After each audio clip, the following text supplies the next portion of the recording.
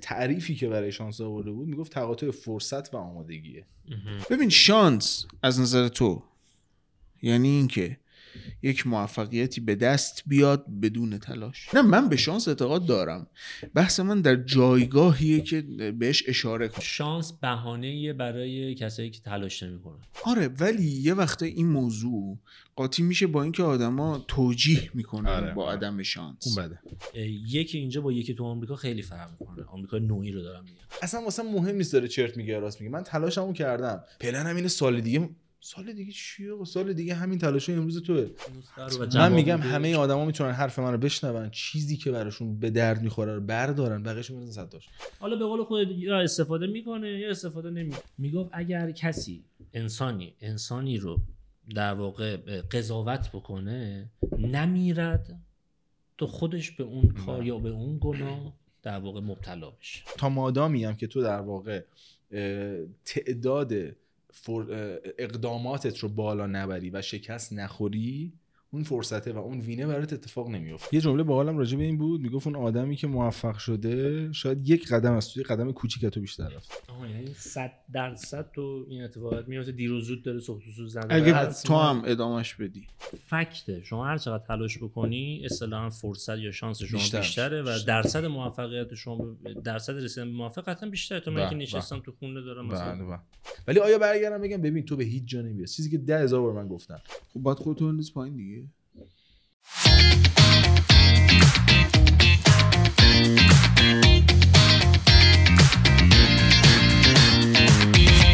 آمو شبا آخر مخصی ما بیشتر عرضه جنگی بیمه آی لرستانی برای دعوا اومدی یا چی؟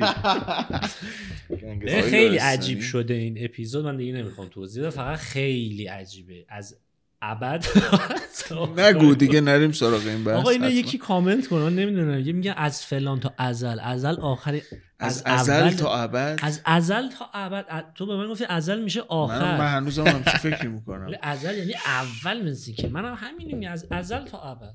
اینو لطفا کامنت کنید ان شاءالله که ما داریم درست میگیم.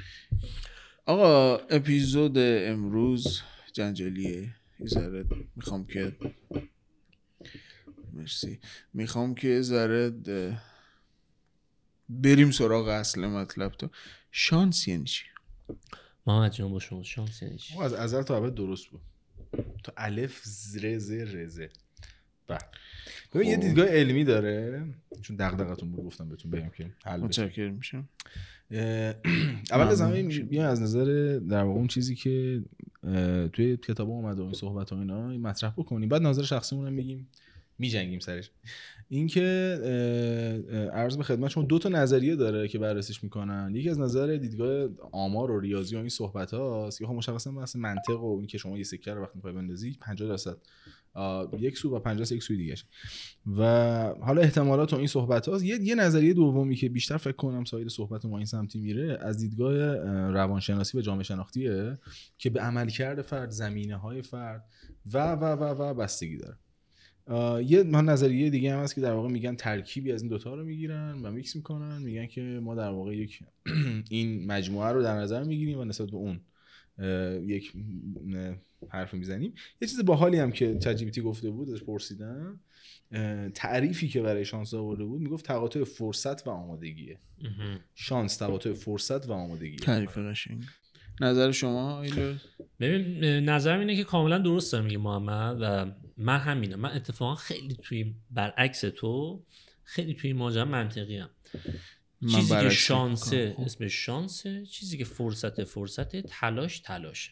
اما تو اصلا به شانس اعتقاد نداری، همه چی رو بر اساس تلاش.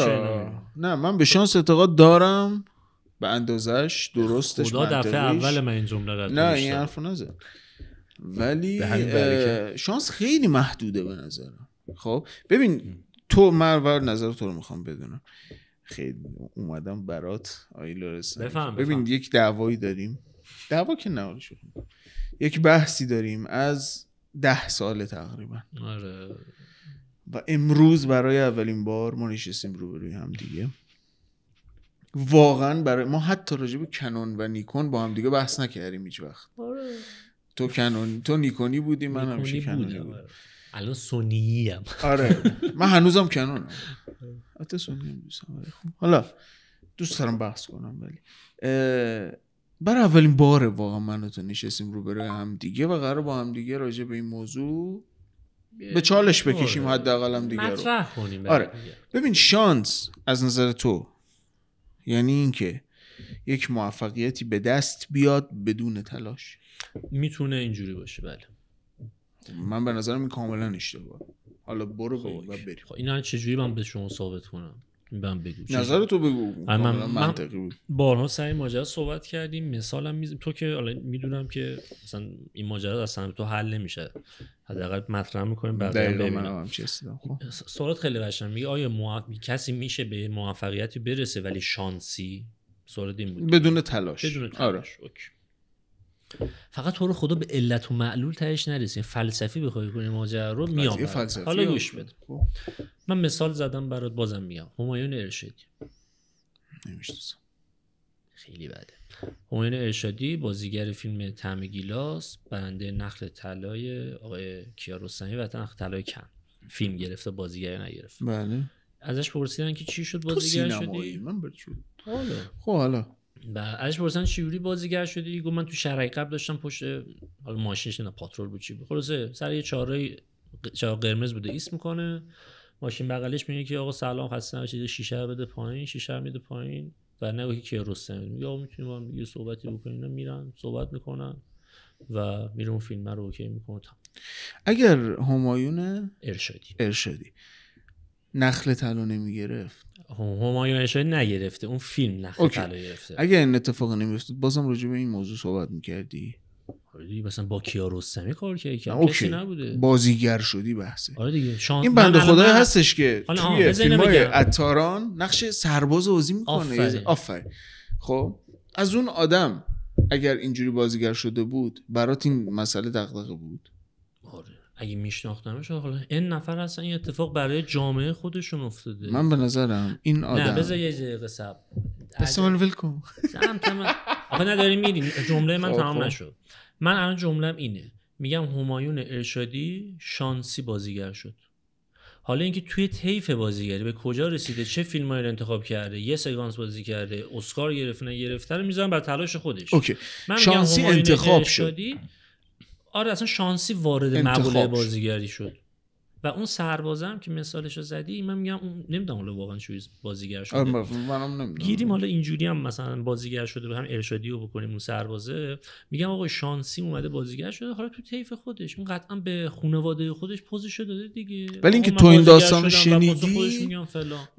داستانو شنیدی به واسطه اون نخل طلا قطعا به واسطه کیارستمی بود این فیلم دیده شده دیگه. آره ولی توی انتخاب این آدم بزرگی اوکی انتخاب این آدم توی شانس بوده. معتقدی شما به این شانس قبول؟ من شانس رو اعتقاد دارم. اینو الان معتقدی که شانسی بازیگر شده؟ نه شانسی فرصت شانسی خودش شده. شانسی به مقوله شانسی بازیگر نشده، براش تلاش کرد. میتونست بد باشه و اخراجش کنن. آره میتونست. خب اوکی پس یعنی حتما من اگه میرفتم اونجا با لگد بیرونم میکردم. اوکی. نه من به شانس اعتقاد دارم. بحث من در جایگاهیه که بهش اشاره کنم. خب پس الان معلوم شد من دیگه به چی میگم شانسی. خسته نباشید. خدا پدرت بیامرزه. دین تا اپیزود بعدی خدا نگهدار. ما میتونیم روی مثالاش بریم جلو فقط. نه ولی آره بحث کیسه. من حرفم اینه یه وقتایی آدما خب تلاش یک آدم رو نمیبینن. خب از زیر زمین داشته تلاش میکرده، وقتی که میاد روی زمین و موفقیتش نمایش پیدا میکنه اون موقع آدم رو میبینن. اونجا اسمش میشه چی؟ شانس. خب به روایت خیلیا اوکی. آره نه به روایت من اصلا کلا مخاطبم تو یا مثلا شخص خاصی نیست، کلا دارم عامیانه صحبت میکنم. اونجا آدما میگن شانسه در صورتی که نیست. خب اون تلاش هایی که پشتش اتفاق افتاده، اون بک‌گراندش اتفاق افتاده. جمله قشنگ خوندم میگفت شانس رمز تلاش‌های آدمای موفقه. من یه چیز دیگه هم خونده بودم، این جمله سخنران بزرگان پشتوانت میزنن، گفته بود شانس بهانه‌ایه برای کسایی که تلاش نمی‌کنن. آفرین این خیلی موافقم. خیلی خوب. اینو خیلی موافقم. آقا اینو ریزش می‌کنی. من تو در طولی که درس دادیم در تو 10 سال با هم دیگه درس دادیم. آره خیلی جالب. ببین یه دیگه بگم. یه نه راضی‌ام. ببین یه ذره بازش هم بکنیم. خب ما اون روز منظرم تو بکسی صحبت قشنگ کردیم. آره ببین نیا کن، اگر که بخوایم در واقع شانس رو که نمیشه نادیده گرفت، خیلی مشخص این موضوع. خب یعنی به نظرم هر کسی که بگه که شانس وجود نداره داره اغراق میکنه. یعنی این دیگه مثلا شما به قول شما دقیقاً از در میری بیرون یه ماشین زیرت میکنه. شهاب حسین بنده خدا بود 5 6 بار رد و برق زده بود به بنده خدا دیگه. من شانس من اینو چیکارش کنم؟ نه ببین ما اونو جز شانس حساب نمی‌کنیم. ما میگیم کاکتوس یک مقوله‌ایه که اصلا از شانس فراتر، خیلی ماوراییه واقعا کاکتوس. یعنی یه وقتی تلاش فرصته، یه وقتی شانسه، یه وقتی کاکتوسی دیگه. خب ببین شانس رو که تو نمیتونی به طور کلی از بگی وجود نداره که خیلی به نظرم اغراقه توی این داستان. ولی یه نکته‌ای که داره، ما فقط موضوع صحبت می‌کنیم اینه که شما نمیتونی هم این موضوع رو رد بکنی که شما کاملا بی تاثیر روی این موضوع. یعنی من این رو قبول ندارم و ضد اینم کاملا، که شما نمیتوانی روی این شانس تاثیر بذاری. یه جور بگم در واقع نمیتونی به سمت خودت جذبش بکنی. انگار یه شانسی داره تو آسمون رد میشه، تو میتونی به سمت خودت جذبش بکنی، میتونی بشینی بگین که من نمیرسه، رد میشه میره. یه مثال شاید جالب‌تر بزنم، این که مثلا اینه که در واقع یه هواپیما داره از رو آسمون رد میشه، یه هواپیمای مثلا ملخی، و شما میتونی پاشی دست تکون بدی، تلاش کنی که ببینته، شاید دیدت وسط بیابونی بی آب و علف افتادی نجاتت بده، میتونی هم بشینی بگین که منو نمیبینه، بذار رد شه بره، من چیکار داره. ما اون روز صحبت می‌کردیم، مثال ها به نظرم میتونه کمک کننده باشه. مثال جالب داشتیم، بحث سر این بود که از جایی نمیتونیم بگیم در واقع شانس وجود نداره که دقیقاً یه شهاب حسین بخوره تو سر اون رد و برق بزنه، خب مشخصا بد-شانسیه و کارش نمیتونه بکنی. یا مثال خیلی واضحش اینه که شما تو خانواده بدون یکیش انتخابی روش نداری، میتونی توی آمریکا توی در واقع پسر ایلان ماسک باشی، میتونی تو ایران. من حرفم دقیقاً همینه. میگم آقا یه مرز شانس و تلاش رو متاسفانه خیلی جاها رعایت نمیکنه. همون حرفی که تو زدی، یه طرف با تلاش اومده، ما بک‌گراند طرف علیرضا منصوری چی میگه، فلش بک چی بک‌گراند میگه، ما پشت طرف رو ندیدیم، بک‌گراندش مسیری که اومدن صرفا اون جایگاهی که به دست اومده که خیلی خاصم هست. مثلا طرف بین 10,000 نفر اومده ارزم بزرگی یه پوزیشن رو گرفته، به قول بازیگری اتفاق میفته که آقای یوزرسیف، آقای مصطفی زمانی از بین این نفر اومده انتخاب کرده. همه آمیانش اینه، عجب خوش شانسی بود قبول شد. حالا این که طرف رفته از قبلش تمرین‌های بازیگری انجام داده، نمیدونم تلاش کرده، اون روز مثلا حالش رو اوکی کرده، اصلا رفته تلاش کرده، دنبال آگهی‌ها بوده، الان این آگهی‌ها رو دیدم، این تلاشی بوده که انجام داده رفته. حالا باز اینجا مسئله است، چی میتونه حتی شانسی اون آگهی دیده باشم وجود داره، میشه از این بودن ولی دنبالش هم بوده که دیده، دنبالش بوده. اما میگه این صرفا شانس نیست. شانس دقیقاً همین چیزی که محمد میگه، به نظر تعریف دقیقش اینه، چیزی که تو هیچ در واقع دخالتی درش نداری. آره، ولی یه وقته این موضوع قاطی میشه با اینکه آدما توجیه میکنن با عدم شانس. اون بده. خب یعنی یه وقتایی تو میتونی یه جمله خیلی معروفی از همه هم شنیدن این جمله رو، تو اینکه فقیر به دنیا میای تقصیر خودت نیست، ولی اینکه فقیر از دنیا میری تقصیر خودته. این ربطی به شانس نداره. من حس میکنم شانس میتونه کمک کننده باشه. ببین تو آمریکا به دنیا بیای فرصت‌ها متفاوت، ولی تو هیچ وقت به امید این ماجرا وای نمیستی که. آره. من مخالف متأهلی، تو الان مثلا زندگی داری خرج زندگی میدی، تو به امید این وای میستی که مثلا من یه اتفاقی برام بیفته پولدار شم؟ نه قاعدتا هیچ وقت برای این وای نمیستی. همیشه براش تلاش میکنی، حتی یک تیری تو تاریکی رها میکنی. اوکی، این مهمه. پس آره من میگم مهمه. من نکتم اینه، من میگم شانس الان محمد رضا میدونم میخواد مخالفت کنه، بذار یه بار دیگه کامل بگم بعد مخالفت کنم. میخوام بگم که شانس کمک کننده است. من یه توییت دیده بودم اگه اشتباه نکنم، یا توی لینکدین، حالا خلاصه یه جایی دیده بودم، خوندم مثال با یه بنده خدایی یه پادکستی گوش کرده بود از یه کارآفرین، بگم باز شما گذاشتم، یه کارآفرین موفق آمریکایی داشت صحبت می‌کرد که چه خبر و چی شد، طبقه 16 اونا چی شد اینجوری شدی، گویا این فازه یه نصیحت به جوونا بکنه اینا. گفت من تنها خوشبختی که داشتم اینه که توی آمریکا به دنیا اومدم و تونستم خیلی از اتفاقات پیش من میگم میتونه حالا آمریکا رو داریم مثال میزنیم، میتونه یه فرصتی باشه، یه شانسی باشه، یه محرکی باشه برای تلاش تو.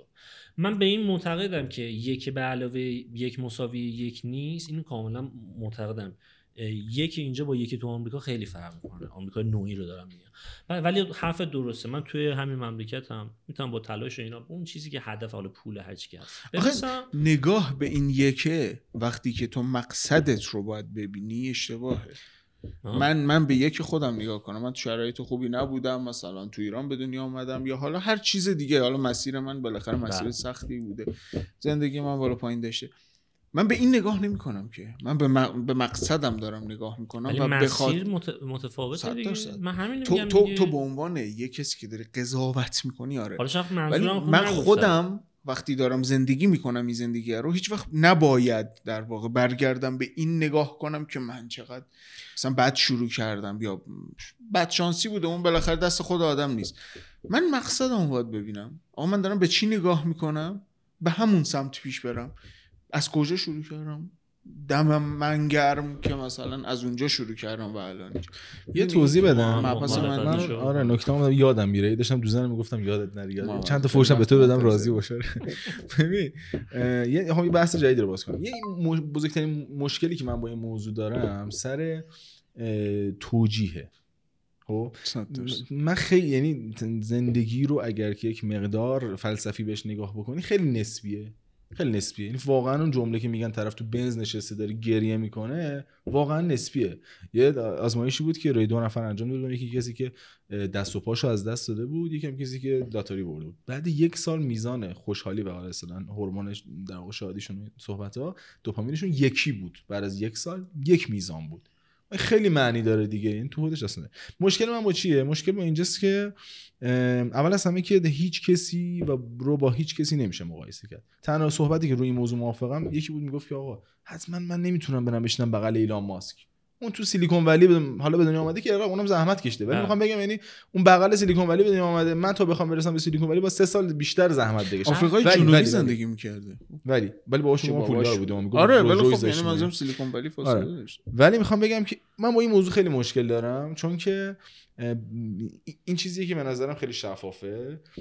هر کدوممون تو یک شرایط خانوادگی، تو یک شرایط حالا محیطی جغرافیایی به دنیا اومدیم و اصلا قرار نیست خودمون رو با کس دیگه‌ای مقایسه بکنیم و بیاریم بالا. یعنی من قراره بهترین ورژن خودم باشم و من اینو گفتم که اینو بگم. من مشکلی که با این دسته دارم اینه که دائما به جایی که من تمرکزم روی این باشه که بتونم خودم رو بالاترین نقطه برسونم، روی اینم که مثلا مشتاق رو ببین این باباش بهش داد، میبینی الان یه دونه ما بنزیر پاشه، باباش یه دونه مثلا 206 بهش داد، رفت شانس آورد فلان شد. آقا ببخشید به من چه ربطی داره؟ تشکر کنم مرسی پدر. به من چه ربطی داره واقعا که مثلا این برای من چه فرقی داره که مثلا ایلان ماسک مثلا باباش روز داشته یا نمیدونم مثلا پراید داشته رفته فروخته؟ فرق که داره برات دیگه، ولی این که تو برای تو چه فرقی؟ یعنی من میتونم بشینم تو صبح مثلا اجازه بده از نظر اصلا فیزیک که فرق میکنه دیگه. اون باباش پولا بوده داده، مثلا بابای شما نبوده نده، مثال دارم میزنم. این که از نظر مقایسه میکنه خودتو، این که برای تو تاثیر نداره مهارتی که تو به دست آوردی ذاتاً که این مهارت نداشتی که بگی که این من تو هم میگی این کار بده.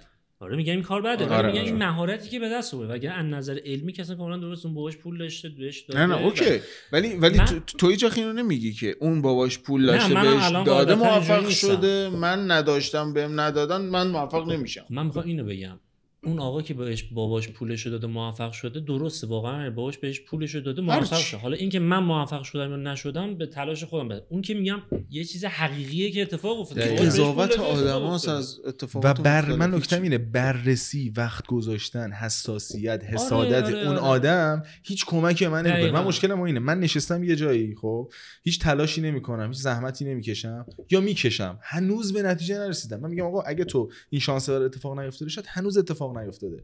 تو نباید فرصت تلاش رو پاز بدی و ادامه ندی. و دقیقاً اون آدم من میبینم نشسته کنار و به قول شما این آدمه شاید مثلا 10 سال پیش من، 5 سال پیش من، و فقط صرفا کار همینه. مثلا آقا میبینی فلانی به جای رسیده، این آدم باباشه که من دنبال این میگردم اونو پیدا بکنم، دست بزنم روش.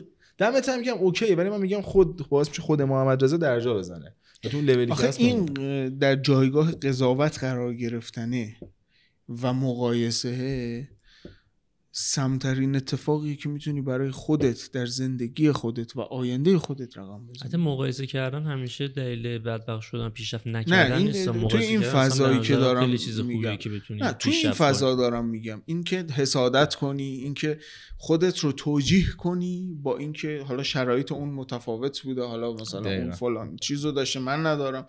آقا ما یه پادکست شروع کردیم دیگه، فول امکانات شروع کردیم، خیر خودمون رو مقایسه میکردیم با اتفاقات بزرگتر، خب خیلی کم و کاستی داریم، خیلی اتفاقاتی. خب این دلیل نمیشه که ما استارت نزنیم و پیش نریم که موفق نمیشیم. خب چه ربطی داره؟ اونم احتمالاً خیلی ها هستن از اونجایی شروع کردن که خیلی کمتر از ما داشتن امکانات و شرایطی که بالاخره ما داشتیم. این پس ربطی نداره. یعنی اگر داری متوقف میکنی خودتو، یا اگر داری یه جوری بهانه چینی میکنی برای آینده، خب مسلما داری بهانه داری از سر رد میکنی فقط دیگه. کاملا درسته، ولی یه مرزی داره باز اینجا که من با اون این مرز رد بشه اصلا سیمام قاطی میکنه. اون مرز رو دوست دارم. این مرز کجاست؟ انگیزشی‌های زرد. الان ما یه ذره دیگه پر و بال میدادیم به این ماجرا، به اینجا میرسیدیم که زرد رو برام معنی الان بهت میگم. بهش میگیم که هر کاری از ته دلت بخوای میتونی انجام بدی. آقای فرهنگ نه این این خنده داره. نه که این زرد همینه. شما الان برو تو پیج انگیزشی. اوکی اگه زرد این معنی میکنی که بعد موافقم. پیج انگیزشی برو. چرا نشستی؟ چرا فلان کردی؟ پاشو مرد از تخت خوابت شروع کن، اول تمیز و کتاب تخت خواب خودت تمیز کنی. قورباطه دوست داری. اینا درسته کاملا، کتاب درستی. این کارو کن اون کارو کن. میگه همه چیز که نمیشه که. مثال دارم میزنم. حرفمو نداشتین تمام کنه که میگفتم A و B و 1 و 1 یکی نیست. من یه جوون 18 سالم توی ایران در یه شرایط مساوی از نظر مالی میخوام فضا نورد شم. خب یه جوون 18 ساله از نظر مالی با من یکی تو آمریکا میخواد فضا نورد شه. به نظر فاصله فضا نورد شدن اون یکیه مسافتش به نظر من مهم نیست. نه اوکی نه نیست تمام شده. خب من حرفم اینه شما نتیجهت نه ولی بذار نتیجه یه سوال بپرسم. نه بذار نتیجهشو بگم.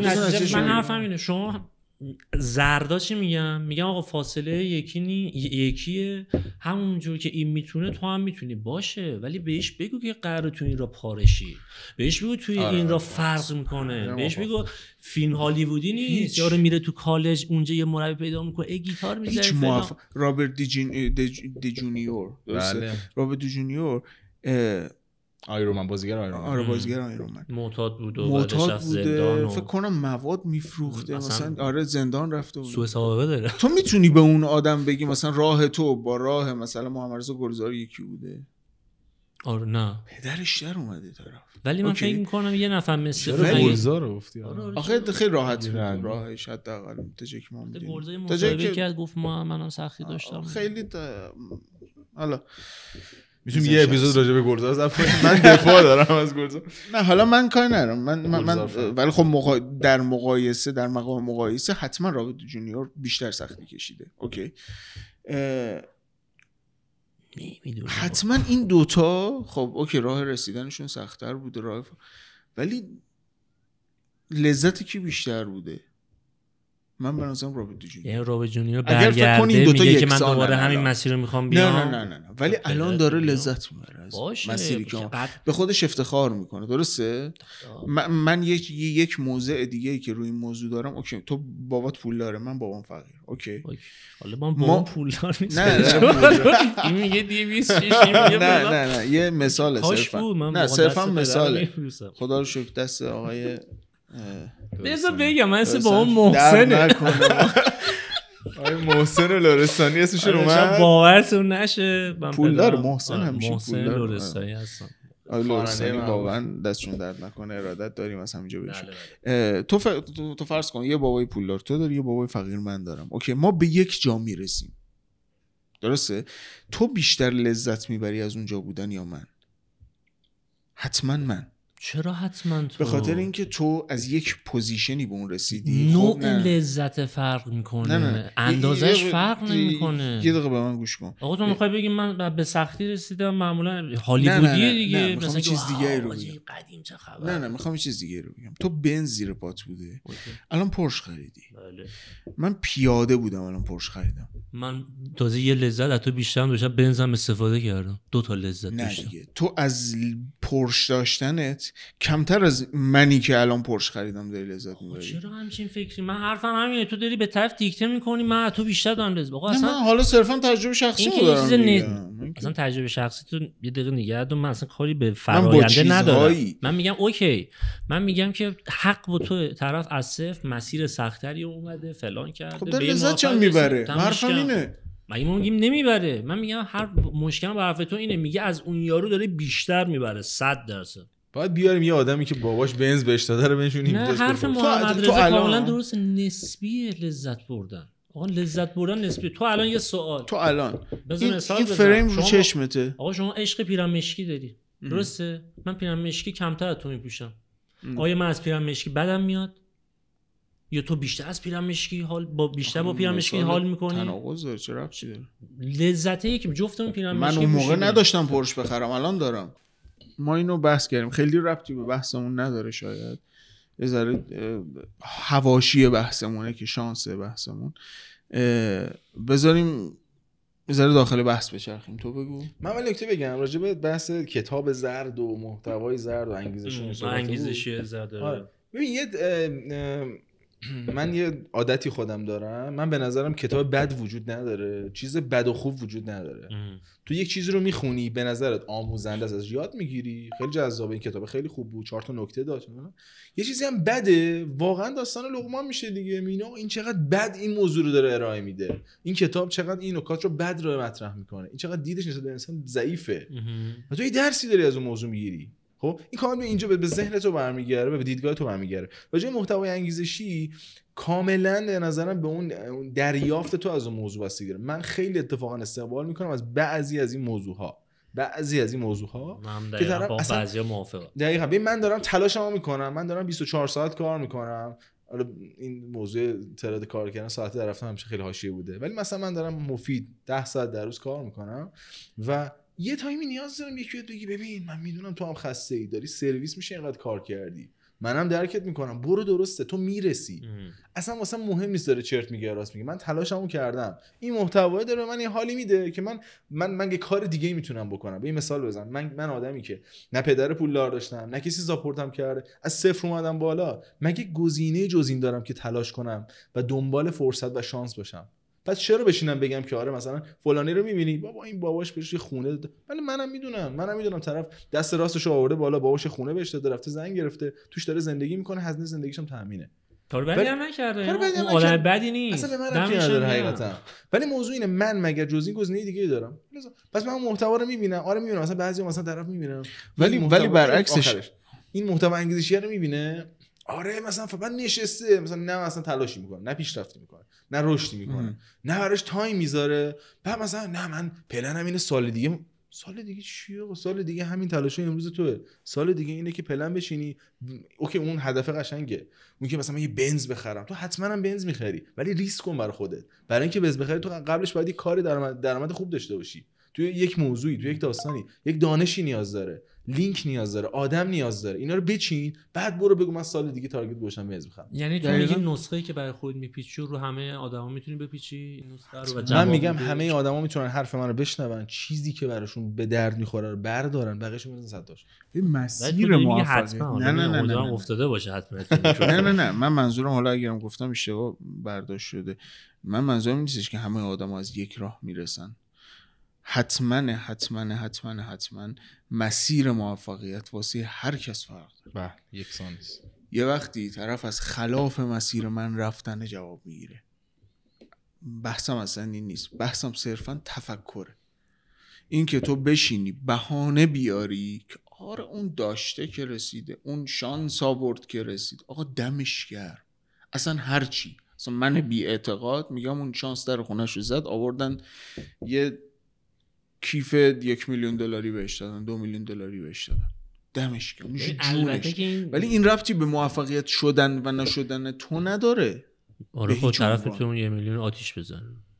نه میتونم دیپش کنم این موضوع رو، ولی ترجمه بازش نکنم چون میتونم اگه من چیزی نشدم ربطی به اون نداره. من اگه تلاش میکردم در جای خودم به اندازه خودم سختی داره. من یه سوال بپرسم. نه موافقم باهات، میتونم دیپش کنم. من میگم فراموش نکنیم ما همه انسانیم و داریم راجع به انسان ها صحبت میکنیم. کامپیوتر نیست یه نفر به ما یه برنامه کدی زده باشه که در مقابل همچین اتفاقاتی قانونا بعد همچین حرکاتی تجربه میکنیم 100%. آره یعنی من برای همینه خیلی در واقع همون سوالی که گفتم حالا محمدرضا جا پیچ تو این سوال گذاشت شما هم شیطانی در رفتی از جوابش. اینکه نسخه خودمو برای کسی میپیچم یا نه، من قطعا نه. این نسخه به قول محمد اوکی اگه طرف از من بپرسه از من بخواد یا شرایطی باشه من میگم آقا مثلا نسخه‌ای که من برای خودم پیچیدم این بوده، کتاب خوندم فلان کردم این کارو کردم. حالا به قول خود یا استفاده میکنه یا استفاده نمیکنه. به برعکسش بگه این کارو کرد چقدر بد بود بذارم. اصلا شاید هدفش از من بزرگتره، اصلا هدفش متفاوته. توی مسیر من حرف همینه. من میگم ما داریم با انسان سر و کله میزنیم. انسان حالا جایز الخطا ممکنه الخطا، من کاری ندارم. من میگم انسان توی لحظات مختلف تصمیمات مختلفی رو میگه و به نظر من دوتاشون شبیه هم نیستن. مثال بزنم برات.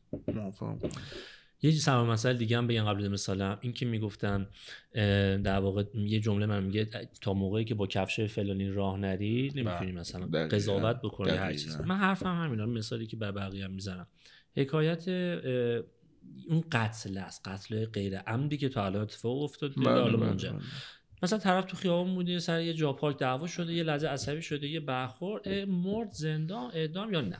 بعد طرف میاد میگه آقا یه جا پارک بی خیال یه صلوات میفرسته به خدا اگه من بودم فلان میکنم. داداش تو نبودی جایی، 100% تو جای طرف نبودی، بس نمیتونی بهش بگی که قطعا تو باعث آره کارش بد بود نباید این کار، ولی تو جای طرف من حرفم اینه من خودم تو آخرش نمیدونستی، میگفتی فوقش یه چکه میخوابونم تموم میشه، اون طرف ضربه مغزی شده. همون حرفی که یه مدت جمله بنده خدا وایرال شده بود آقای جوان رامو جوان حالا بود وصل کرده به امام صادق و اینا، شنیده بودی؟ نه یادم نیست. میگم یه جمله میگم رامو جوان یه ویدیو خیلی معروفی داره، میتونی بعدا ویدیوشو بذاریم مثلا همیشه میگم بگم پیدا کنم من دارم. میگفتش که رامو جوان میگم من یه روزی حتما یه فیلمی میسازم که این جمله رو اولش میزنن، این جمله منسوب به امام صادق. میگفت اگر کسی انسانی رو در واقع قضاوت بکنه نمیرد تو خودش به اون کار یا به اون گناه در واقع مبتلا بشه، که بفهمه ببین اگه تو بودی شاید یک جوری دیگه این کار میکنه. حالا من اصلا مذهبیشو بیان کنم، علمی کاملا درسته. بس برمیگردیم اون قضاوت اون اول که پول داره یا آدم کشته این یا که پول داره داشت. من خودم شخصا میگم کاش پدر منم پولدار بود مسیر من راحت‌تر بود، حالا من اصلا میتونستم اشغال بیشتری بکنم. اصلا در این شکی نیست که طرف که سال 3 بار داره میره مثلا دبی اشغال، مثلا میره تو استخرای دبی تا من اینکه میپام میشم میرم کردان 4 قصه با دی جی پی مثلا یه خونه میام، قطعا اون داره لذت بیشتر میبره. منم لذتم بردم. اتفاقا شاید اون طرف نبینه بگه حاجی اینا اتفاقی که برای خانواده ما در واقع خانواده من میفته و چیزایی که میبینیم پایتخت همه میگن حاجی پایتخت میگن چقدر شادم مهمه که من دلم همچه خانواده‌ای می‌خواست کنار هم باشن. آره اینجوری میتونیم اشغال بکنیم. شما منسوب به پایتخت هم. آره حالا اینو بعداً تعریف خانواده شاد مازنی. خب اینو پرونده تعریف حالا اگه خواستی بعداً نذار اینم جاکاتت. من بعد از اینکه عقد کرده بودیم با خانومم خب مثلا رفت آمد دیگه شروع شده بود رسمی و اینا. فکر کنم دفعه اول دفعه دومی بود که پدر خانوممو دعوت کرده بودیم خونه ماما اینا که مثلا شامی چیزی. خلاص مهمونی انجام شد، برگشتیم ما یه شب رفته بودیم خونه خانومم اینا. به پدر خانومم گفتن چه خبر خوش گذشت مثلا دیشب خونه ما بودی اوضاع چه خانواده چه کامنتی نظری چیزی داری بگو مثلا میگم رفت داریم. پدر خانومم اونجوری که گفتش خیلی فن پایتختم هست، گفت خدایش خیلی شما خانواده خوشحال شادی هستی، خوشین خوش من قربونت مرسی فدات عین پایتخت. موندم خود تعریف میکنه چه واسه بهار گونه بنده خدا حتما فن نه آره تعریف بود. آره یعنی میخوام موبایل پایتخت آقا یه برای اینکه یه فاصله بگیریم یه فکتی رو بگم. یه کتابی هست مال آقای ریچارد وایزمن The Luck Factor. بنده خدا اومده یه مقدار در واقع از آزمایش‌های علمی و این صحبت‌ها و اینا بیشتر بحث روانشناختی بوده. اومده در واقع یه سری تستای انجام داده، یه سری آزمایش انجام داده راجع به شانس. و اومده سعی کرده از منظر علمی یه ذره به این موضوع بپردازه. یه سری خروجی داشته این، حالا این کتابا رو میتونید بخونید ولی تفسیرش یه سری نکات داشته. این نکات به نظر من خالی از لطف نیستش. این بوده که چه آدم‌هایی شانس بیشتری داشتن. آدمایی بودن که اصولا ارتباط بیشتری با غریبه‌ها می‌گرفتن، برونگرا بودن، یعنی نتورک بالایی. آره، یعنی دائم دنبال بودن که با آدمای جدید ارتباط بگیرن. من دیدم آدمی که نزدیک خودمه با همه ارتباط میگیره، من خودم اینجوری نیستم و میبینم که مثلا هر کاری داره به یه بهترین شکل ممکن میره جلو و هوای آدما هم داره. البته اپیزود 1 بود نتورک. آره یکمون نتورک. آره اگه ندیدی سری نکات لینکشو گفتیم شاید به درس بخوره. و نکته دومش اینه که آدمای فرصت طلبی هستن و از اون کامفورت زون خارج میشن، ریسک میکنن، دنبال امنیت نیستن. اگر که در واقع یک فرصتی به وجود میاد براشون یه ذره ترسناکه، آقا اگه اتفاق بیفته، نه که حالا زندگیشو ریسک کنه ولی یه ذره میتونه جاریس داره، میره سمتش، ازش نمیترسه، ازش استقبال میکنه و نسبت به موضوعات مختلف ذهن باز دارن. یعنی گارد ندارن نسبت به اینکه اتفاق میفته نمیفته، یه مقدار با ذهنیت مثبت‌تر به داستان نگاه میکنن و ازش ترسی ندارن. و آره یه راجع به بد شانس هم گفته بود که چه آدمایی بیشتر بد شانس بودن. آدمایی بودن که در واقع عادت داشتن به اینکه کارهای تکراری انجام بدن. یعنی یه کامفورت زون درگیر روتین شده بود. آره حالا کامفورت زون هم بگیم اون دایره راحتی دیگه، یعنی تو یه روتینی داری، آره دائم از اون خارج نمیشی، کار تو به هیچ وجه ترک نمی‌کنی، حتی اگه شایدش خوب نیست چیز جدید یاد نمیگیری، مهارت‌تو عوض نمی‌کنی و این توی روتین گیر کردنه عادته یکی از عوامل اون. حالا تو تحقیقش بدشانسی بود. تعریف این بنده خدا از شانس چی بوده که اینا رو مثلا اندازه‌گیری کرده؟ نگفتم مثلا به چی میگفته شانس، حالا این گفته تو نه، ولی آدما رو اومده بررسی کرده و فرصت هایی که دور باشون پیش اومده براشون در واقع The Luck Factor. نکته آخرش هم بگم این بوده که و تا مادامی هم که تو در واقع تعداد اقداماتت رو بالا نبری و شکست نخوری، اون فرصته و اون وینه برات اتفاق نمیفته. خیلی منطقیه، مثل دارت دیگه. 10 بار بزنی مثلا 10 بار احتمال زدنت بیشتر. ولی اون که در مثال خوبی میزنه میخوره، خود خوش شانس دیگه. آره واقعا. یه نکته خیلی قشنگه، چه مثال قشنگی می‌زدی. من یه جمله قشنگ گفتم، یه مثال قشنگ، دو تا اینا رو با حساب می‌کنم. یه جمله خیلی کلیشه‌ایه واقعا ولی خیلی مهمه، این که تا شکست نخوری پیروز نمیشی. خب هر کاری رو خود ما الان پادکست شروع کردیم دیگه، از اپیزود اول تا الان چقدر بیننده اضافه شده، چقدر بچه‌ها دوست داشتن همراهی کردن، لطف داشتن. هر کدوم از اینا یک پله‌ای میشه دیگه، حالا معادل اون شکستی که صحبتش هست. خیلی از بچه‌ها یوتیوب من دیدم که میگفتن این مبحث رو، اینکه خب باید تحمل کنی و تحمل کنی تا اون روزی برسه که حالا بشناسنت، حالا یه ذره حرفت تاثیرگذار باشه، درآمدزایی برات داشته باشه. دقیقا همینه، یعنی دقیقا همون ماجراییه که شکست تا نداشته باشی خب تجربت کمتره. قاعدتا وقتی شکست به وجود میاد برات، خدا رو شکر الحمدلله ما زیادم شکست خوردیم تا دلت بخواد. البته تضمین کننده پیروزی که قطعا نیست، 100% نه. این دیگه بستگی به خودت داره دیگه، تا کجا ادامهش بدی. وین ریتتون میبره بالا.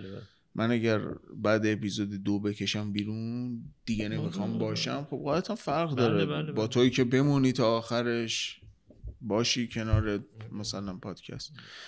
یه جمله باحالم راجع به این بود، میگفت اون آدمی که موفق شده شاید یک قدم از توی قدم کوچیک تو بیشتر رفت. داستان ادیسون که شنیدین عکسی هم بود. نه دوست دارم. ادیسون رو نمیدونی ماجرای شانسشو؟ ادیسون زندگی نامه ادیسون خیلی خوندم. ادیسون مخترع لامپ میشه گفت دیگه، برق که نمیشه. لامپ رشته‌ای. البته می فکر کنم تو کتاب گینس بیشترین اختراع مال ادیسون. حالا خلاصه نمیدونم دقیقاً مال کدوم اختراع شد، فکر می‌کنم مال همین لامپ هم هست که حالا اصطلاحاً ما به برق میشناسیم و اینا معروفه. رفته یه جا ثبت بکنه این بنده خدا و ثبت کرده و داستان اینجوریه که مثلا فرداش یکی دیگه اومده اونو ثبت کنه، گفته ثبت شده. اون کاکتوس بوده دیگه، نه این دیگه خدای شانس نیست. آقا بستگی داره اون از کجا میدونسته، آیا واقعا کشف کرده؟ ما داستان اینو نمیدونیم. آره. ولی خب این چیزی یعنی در واقع من شنیدم میدونم، حالا فکت یا نه واسه انگیزش اومدن گفتن نمیدونم، روایت زیاده ولی این چیزی بود که شنیدم. آره یه جمله معروفی هست که میگن هر ایده‌ای که به ذهنت میرسه همزمان توی دنیا به ذهن 3 نفر دیگه داره میرسه. مگه علاقه‌ای که خودمون بارها با هم دیگه صحبت کردیم و پس این حالا یه چیز قابل پیش بینی نمیشه خیلی اسمش شانس گذاشت. آره من یه چیزی رو بهش فکر کردم، من خودم به شخص خیلی ایده دارم که تا حالا پیاده نشده. خب دلیل نمیشه من یه روز بخوام برام ثبت کنم روز قبلش یکی ثبت نکرده باشه. دقیقاً جمع‌بندی بکنی. آره بریم سمت جمع‌بندی. من به عنوان اولین نفر بگم دعوا نکردیم این لرستانی. راضی ام از اینکه دعوا نکردیم. کشش دعوا نداشتیم. اول از همه من این سری راهکارا رو بگم که توی دام ریسرچ ها اینا در اومد و به نظرم خیلی منطقی میومد. درست بود. آره من دونه راهکارا رو میگم، شاید به درد یکی بخوره، یکی کمک بکنه و فرصت راهکارهایی که ببین راهکارهایی که تو بتونی فرصت‌های بیشتری توی زندگیت به وجود بیاری. استرس فرصت دیگه. آره فرصت دیگه. نه واقعا شانس وجود داره دیگه. نه شانس تو توش دخیل نیستی. اون که دست تو نیست، نمیتونی ایجادش کنی، نمیتونی از بینش ببری. الان اوکی یعنی میتونی فرصت‌های بیشتری واسه خودت رقم بزنی و احتمال در واقع حالا وین ریت تو یا درصد برد تو ببری بالاتر. یکیش در واقع مرتبط شبکه سازیه، یعنی همون صحبتی که کردیم، بتونی ارتباطات بیشتری بگیری با آدمای مفید و هدفمند، بتونی ارتباطات بهتری بگیری واسه خودت، ویترین بهتری بسازی. یکی دیگه اینه که دنبال فرصت‌های جدید و تجربه‌های جدید باشی، توی اون کامفورت زون نمونی. شاید کارای نمیدونم فری بگیری، پروژه‌های فری بگیری، یا مثلا کارای اصطلاحاً داوطلبی رو تجربه بکنی. حتی برای فرصت جدید وجود میاره. خیلی دیدین دیگه، میگم مثلا من واسه دانشگاه یه پروپوزال گرفتم تو فلان اداره، رفتم اونجا مشغول شدم. برای اون طرف اتفاق مثبتی بوده دیگه، کامفورت زون خارج شدی، اتفاق افتاده براش. و اصلا یادگیری مشخصاً و واضحاً یادگیری دائمی و اینکه تو بتونی در واقع یک پکیجی برای خودت بسازی. مثالش رو شما زدم. تا وقتی که تو در واقع توی یک موضوعی، مثلا به عنوان مثال توی بازیگری، تو دانشت رو میبری بالا، دائم تمرین میکنی، هی کار میکنی، شاید خیلی این هواپیمایی داره رد میشه، شانس بیاره روز اول تو رو ببینه تو خیابون، ببینه بگه آقای کیارستمی، بگه بریم فیلم بازی کنیم. شاید بعد از 20 سال تو رو ببینه، ولی یه روزی تو رو میبینه. یعنی 100% تو این اتفاقات میفته، دیر و زود داره سوخت و سوز زنده. اگه تو هم ادامهش بدی، اگه تو هم 20 سال بعد هنوز پیش باشی. اوکی، یعنی بس ادامه داره. آره. مگه کاکتوس باشی. تو اگر فردا روزی همین بود، ولی من اون فکر نمی‌کنم. ببین که دست تو نیست. بذار اینجوری جواب بدم. خود همین من میگم یه جمعنی داره. خوب داشتیم میرفتیم جلو. بذار من اینجوری من به اعتقاد من یه روز اون روز میرسه. تو اگر هر روزی از فردا، از امروز تا 60 سال آینده، دیگه بعد از 60 سال دیگه به درد نمیخوره دیگه واقعا، بیای بگه من دارم تو فلان فیلم بازی میکنم، کارت اصغر فرهادی، بله، من هیچ وقت تعجب نمیکنم. درسته؟ چون تو یک سالهایی است که حالا حداقل من میدونم که پی این ماجرا بودی، هستی، تلاش کردی براش، بالاخره زحمت کشیدی. پس این جای تعجب نداره و شانس هم نیست اسمش. تو داشتی تلاش میکردی، خودتو در معرض فرصت قرار دادی. بذار ما جنبندیشو بکنیم. برگردیم به اون موضوعی که مشتاق گفتن، اینکه تو حتما میرسی. من سوالم اینه، چی کار میخوای بکنی؟ نه متوجه سوال من نمیشه. نه نکته اینه، میگم یا کن شما قرار مثلا نمیدونم یا 20 سال یا 80 سال زندگی کنی، یک هدفی داری، مسیر تو اینه که برای اون هدف آماده بشی، خودت آماده بکنی، دائما بهتر و بهتر بکنی، بهبود بدی تا این تیره به تو بگیره، تو رو بکشه. خب حالا جوابی که میدن جواب سوال من نیست. آخه اون من میگم اون سوال نیست، من نکته اینه. بابا من میشه مسیر زندگی، من حرفم اینه. اون مسیر زندگیه. آقا من اینو میگم آقا شما این که اصلا فکته، شما هر چقدر تلاش بکنی اصطلاحاً فرصت یا شانس شما بیشتره و درصد موفقیت شما، درصد رسیدن به موفقیت هم بیشتره. تو من که نشستم تو خونه دارم مثلا یه کاری انجام میدم، خب می‌خواستم بگم ولی خلاص خود خوشحال می‌کنی، دوپامین تراش قطعا درصدش بیشتره. من این که اصلا فکته، من مشکلی ندارم، ولی اینو میخوام بگم، این بنده خدایی که الان رفتی ریسرچ کردی میدونی این حرفو میزنی، ریچارد وایزمن، اون آقای ریچارد عزیز، من میگم که سلطان 100% نی، تلاش کن، خودت اتفاقا جر بده برسه موفقیت. تو اصلا اومدی اینجا که موفق بشی، حالا هدفت هر چی از پول، بازیگر شدن، خونه خریدن، دنیوی میخوای اصلا آخرت تو بخری، هر چی تلاش کن. ولی داداش هیچ چیزی تو این بشر تضمینی نیست. اومدی روز دهمی تلاشت ماشین بهت زد، خدا پدرتو بیامرزه که اونم باز. پس من حرفم اینه علت و معلول. من اولش گفتم اینجوری نیستم. حالا اینجا اگه میشه بوق بذاری من یک کلمه بگم. نگو خواهشن. چیکیم خیاری نیست مثلا این ماجرا که تو یه دفعه یه ماشین بهت بزنه، تو رو خط آبر رد نشدی، چرا قرمز رد شدی. ولی یه نکته، تو به خاطر اون درصدی که قائلی برای اون شانسه کار تو رها، علاقه تو رها نمی‌کنی. اصلا نه رها نمی‌کنم، ولی میگم داداش هیچ تضمینی نیست. ما توی تیم نه اوکی. نکته بعدی اینجا میاد وسط. اینجا نکته بعدی بگیم که تضمینی نیست. من مشکل با انگیزشی‌ها این بود دیگه، اونا همیشه میگفتن زرد که همیشه زرد. اینجا اتفاقا یه نکته خیلی مهم داره که دقیقاً نکته بعدیه. چیه؟ 14 من پیدا کنم. برخوردش اینه که دقیقاً اینه که مورد بعدی که مهمه توی این مسیر مثبت اندیشی. خب نه توهم، مشخصا مثبت، ولی نه دیگه این نکته نیست. دقیقاً من دیدم تو 90% اون آدم‌هایی که من دیدم این چیز اتفاق نمیفته. مشتاق همین حرفی که شما میزنی، ببین آقا این موضوع آدم‌ها، من با مثبت اندیشی موافقم. نه این که میگی 100% نمیشه مثبت اندیشی. ببین این موضوع، ببین هیچ چیزی توی زندگی ما قطعیت نداره. خب ولی آدمیزاد دنبال قطعیت. به عنوان مثلا من از یه دختری خوشم بیاد، اگر برام این رابطه قطعیت نداشته باشه، یه جایی بگم نیست. از کجا میفهمی قطعیتو؟ تو چی؟ همین مثلا این دختری که مثلا در کجا یقین پیدا می‌کنی خیانت کنه بهت هنوز دنبالشی؟ میفهمم که اصلا دلش به من نیست. خدافظ شما. من قطعیت میخوام. آدمیزاد دنبال قطعیته توی زندگی. خب اینو بگم، میخوام بگم وقتی من میبینم که آقا میخوام بازیگر بشم، معلوم نیست که مثلا نگاه من نمیفهمم وقتی قطعیتی وجود نداره. این خط قرمز اینه. نه تو قطعیتی داری براش.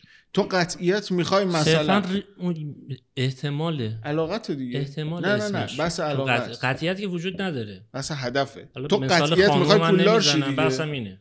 شما میخوای یه چیزی رو بخری. خب میگی آقا تا من مطمئن نشم که این فلان خرید، نه میخوای یه هندونه بگیری، یقین دوستین که قرمزه چیه؟ نه نکته من نگرفتی. تو یقینت اینه که میخوای هندونه بگیری.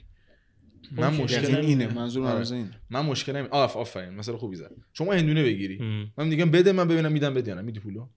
همین نتیجه پس برای تو یقین نمیشه دیگه. من حرفم همینه، میگم آقا همه کاراتو انجام بده، تلاشم بکن، نتیجه یقین نیست. نتیجه مشکل ما همینه. آگه چرا جمله من نمیگیری؟ من از اول دارم همینو میگم. منظور من نگرفتید. من میگم که دقیقاً نکته من میگم همین نکته که شما میگین که آقا نگو 100%. خب یک مشکل بسیار بزرگ داره. آدمیزاد دنبال قطعیته. خب این مشکلشه. بله من میگم این مشکلشه. این چیه؟ اینه که بحث مثبت نگریه و نه اینکه توهم داشته باشی. خب این تعادل این موضوع خیلی کار سختیه. به نظرم یکی از سخت‌ترین بخش‌های اینه که تو بخوای به یه جای برسونی که تعادل اینو بتونی بفهمی که چی، که آقا اوکی میخوای بری به قول شما یه هندونه بخری، هندونه 100,000 تومانه، من میگم 200 تومن بده، شاید بهت 3 تا هندونه بدم، شاید یه دونه بدم. قبول نمی‌کنی. آدم تو دنبال قطعیته. اوکی چون میگی نه من هندونه میخوام آقا بده، من ببینم قرمزه یا نه فلان. یعنی واسه اون موضوع جذاب تره. همینو مساق میدم به همین داستان هدف که مرتبط تر باشه. اینه که من وقتی که در واقع واسه خودم شفاف، واسه مغزم که در واقع دچار 1000 تا کاگنیتیو ارور شناختیه، شفاف کنم که آقا من میخوام برم فوتبالیست بشم، مثلا میخوام برم بازیگر بشم، اون چیزی که برای قشر جوون خیلی بیشتر تارگت هستی. و اگر برای من قطعیت داشته باشه، من تمام ریسورسامو، تمام تلاشم رو، تمام مسیر زندگیم رو میچینم روی این موضوع و شانس من رو برای رسیدن به اون موفقیت بیشتر میکنه. خب آیا میرسی؟ نه. ولی آیا برگردم بگم ببین تو به هیچ جا نمیرسی، چیزی که 10,000 بار من گفتم، تو به هیچ جا نمیرسی، ببین اینه که میبینی مثلا فلانه، پس فردا تو رو مسخره میکنن، تا دلتون هم بخواد مسخره شدن میشونم، میگم درستم مسخره کردن خیلی از جا. ولی موضوع همینه، میگم نگاه کن این خط قرمز خیلی مهمه. اینی که شما میگی منتج میشه به منفی نگری، منتج میشه به اینکه ببین من که نمیدونم بازیگر میشم یا نه، برای چی باشم برام الان تمام. یه مثال خیلی خوب هست برای این ماجرا. میگن که تو لبه یک پرتگاه راه میری، درسته؟ اگر بگی که خب ته این پرتگاه هیچی نیست، خب باید خودتو بندازی پایین دیگه. اوکی خودتو میندازی پایین، نمیندازی پایین، میری تا تهش ببینی چه خبره دیگه. پس چی؟ تا ته اون پرتگاه که ببینی تا کجا داره این راه داره، تا کجا میره. پایین؟ نه یه راهیه خب خیلی باریک هم است و هی هم داره باریک‌تر میشه. آره تو خودتو که نمیندازی پایین دیگه، میری ببینی تا کجا میره دیگه، شاید نجات پیدا کنی. بله. وقتی که تو مثبت نگر نباشی و منفی نگر باشی، خب تو خودتو بنداز پایین. اما وقتی که میخوای تا تهش بری، آقا تو داری تا تهش میری دیگه، تو داری هی مسیر تو ادامه بدی، خب چرا هی با خودت بگی که تهش چی نیست؟ تو نمیدونی؟ نه نمیدونی هم هستا، قطعیت نداره، اصلا قطعیت نداره. همونطوری که اون برش زرده، تو برو اون ته حتما یک باغ پر مثلا گل و فلانه، این زرده دیگه، این زرده درست، حتما زرده، حتما 100%. پس این برش هم زرده دیگه، یعنی اینکه نه بابا اونجا که هیچ نیست تاشم. آقا خیلی واقعا حرف تو رو نمیگم، میگم وسط باشیم، نه حرف تو رو نمیگم، کامل دارم در توضیح ممرزه میگم. مثبت نگری برای همینه. زندگی ما واقعا یک جمله‌ای بود از یک بنده خدایی شنیدم، خیلی قشنگ بود، خیلی قشنگ بود. میگه آقا هدف قشنگه، شروعت هم قشنگه وقتی به هدف میرسی، ولی تمام زندگی تو این مسیر است. مسیرت لذت واقعا. هدف آدما هر چی که از تاش مرگه دیگه. حالا این حرفو نه این حرفو یک آدم روحانی میزد، کاری ندارم من. اون داشت با دیدگاه خودش اینو مطرح میکرد، میگفت آقا هدف مرگه، مسیره که لذت بخشه. تو مسیرتو لذت ببر، چه برسی چه نرسی، ایشالا هم فلسفیش گریو. مورد پنجمش هم بگم بس زودتر. آره آقا نمیذارید آقا، من خدا که فقط عنوان مطرح کردم. مورد پنجمش بحث تصمیم گیریه، حالا تصمیم های درستی که گرفتی و به موقع. اینو یک مثال بگم میخوره شفاف شه، بحث اهمیت تصمیم گیری. مهدی طارمی الان نیم ساعته دیگه بازی داره، میلان و اینتر. شانس آورده تو ترکیب اصلی واقعا، چون لاوتارو مصدوم شده، فکر کنم لاوتارو یا تورا. میخوام اینو بگم همه میبینن مهدی طارمی رو میبینی داشت ایران جوان بوشهر بازی میکرد، این بچه شانس خدا اصلا توی این فلان کرد و این صحبت ها. همین مهدی طارمی که میگید توی فقر اومده بالا دیگه، بچه بوشهره، نمیگم حالا مثلا خیلی پایین ولی ضعیف بوده دیگه، کسی که بوشهر زندگی میکنه حتما با ایلان ماسک قابل مقایسه نیست، مسیر سختی در زندگی داره. اومده با هر مسیری، من نمیدونم دیتیل زندگیش، اومده پرسپولیس، اومده جلوتر. میخوام اینجا برسم. ببین طرف یه قرارداده، من دوستای فوتبالی زیاد دارم، دیدم این شرایط رو، تصمیم درست و انتخاب درست و سریع اینجا میاد سراغت. شما توی 20 سالگی جهان بخش آفر رو داشته، آزمون هم داشته، یک آفری داری از خارج از ایران، یه پیشنهادی داری به عنوان فوتبالیست، مثلا به عنوان مثلا با پول الان بهت 5 میلیارد میدم، باید بری توی دورترین مثلا نقطه از این کشور بدون خانواده، تنهایی تو خوابگاه. اولش که شما خونه و فلان نمیدن، بازیکن جونیوری اومدی بازی کنی، یه پولی میدن بازی میکنی. از اون طرف میگن بیا پرسپولیس، تیتر روزنامه، همه جا درو باز میکنی طارمی، اینور طارمی، همه جا هست دیگه. خب این مسیر زندگی توئه، تو اومدی انتخاب کردی، این تصمیم رو گرفتی، از ایران جوان بوشهر میری توی تیم درجه 2 ترکیه بود اولش، فکر کنم ترکیه بود، بعد خیلی ناموفق برمیگردی پرسپولیس، دوباره میری پرتغال، یه تیم پایین لول اینتر. تلاش کردی، زحمت، ولی تصمیم چقدر اینجا اهمیت داره. اینم خیلی باش موافقم توی این لول که این تصمیم کوچیکایی که میگیریم خیلی بهشون اهمیت نمیدیم، به نظرم خیلی روتینه. مثلا همون داستانی گفتی، شاید حالا نمیخوام میگم قضاوت سر جای خودش، ولی من اگه مثلا بدونم زود عصبی میشم، خب بهتره اینو در واقع تصمیماتی الان بگیرم، اینو برطرف کنم، نیاز هست برم روانشناس میام قرص بخورم این ساعتا که یه وقت دعوا نکنم یه نفر رو بزنم بکشم. این تصمیمه ها، حالا مثبت داره منفی هم داره و نمیگیم آره مثلا قضاوتی که کلا کنسله، ولی میگم این رو روند تاثیر داره. جمله آخر بنده واسه خودم شخصا، این تیکه دیگه نظر شخصیه، هیچ صحبتی نداره. من یک مثلثی در واقع متصورم برای این داستان که شامل این میشه که شما باید تلاش کنی، یه ذره مثلث تلاشه، دائم داری تلاش میکنی و زحمت میکشی. از اون ور مثبت نگری، دیدت مثبت نسبت به شرایط و بازی نسبت به جامعه، نسبت به حالا انرژی میگن، کائنات میگن، هر چیز دیگری. و زر سوم این برای شما فرصت و شانس خواهد بود. من به این اعتقاد دارم، این مثلث رو برای خودم دارم، با همین فرمونم میرم جلو. حتما هیچ کس قبول نداره بدون تلاش به جایی میرسه. هممونم منتظر روزهای خوب و اتفاقای خوبیم. امیدوارم که آماده اون استقبال از اون فرصت رو باشیم، با چیزهای مختلف. محمد دیگه خیلی کامل توضیح داد، من دیگه واردش نمیشم. ولی شانس حتما دخیله، کم، برای بعضی زیاد. دعوا نکن، الان داریم جمع‌بندی میکنیم.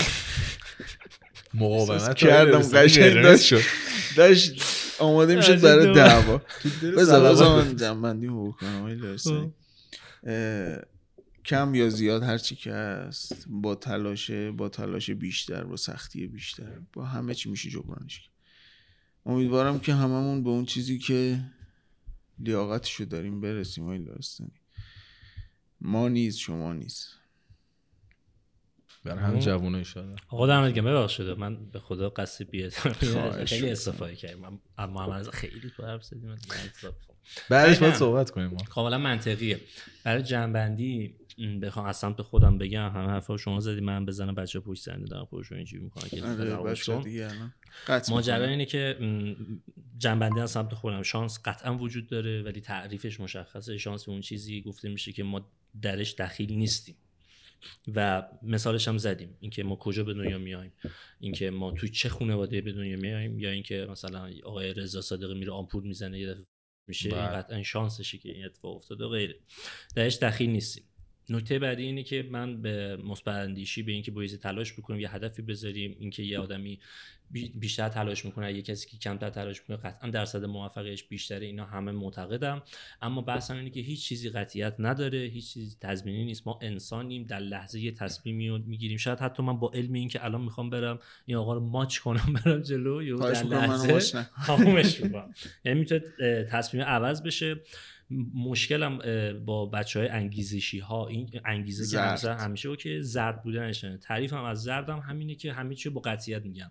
یه نسخه اصلا درست و غلط رو میگیره، برای همه میپیچه. برای من اینکه بابام پول داره، برای اینکه باباش فقیره، برای من اینکه فلجم، برای من اینکه بنده خدا سالمه، برای همه میپیچه.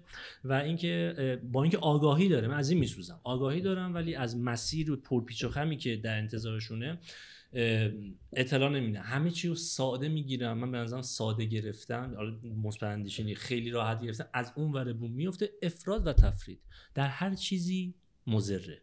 از خوردن آب که همیشه مثل آب، زیادش هم ضرر داره، کمش هم ضرر. بهتر آدم رو مسیر خودش تمرکز کنه برسه به ته شیشه. آره برسه. دمتون گرم آقا، ارزم به حضورتون، دمتون گرم، مرسی که تا الان تقریبا که نه 100% این سومین اپیزود، چهارمین قسمتیه که وایرال یعنی پابلش میشه. یه قسمت 2 پارته داشته. بله. ارزم به حضور مرسی که تا اینجا ما رو همراهی کردن، رفقا، و حمایت کردن. یه سری فیدبک ها، انتقادهایی بود کاملا به جای. بالاخره به بزرگواری خودتون ببخشید اگه احیانا در تصویر، صدا یا هر چیزی که شما رو آزار میده. دم همه گرم، دم حسام بچه پوستنو ممارزه هم گرم. و لطفا اینکه از ما حمایت بکنید، سابسکرایب، لایک و زنگوله فراموش نشه. دمتون گرم.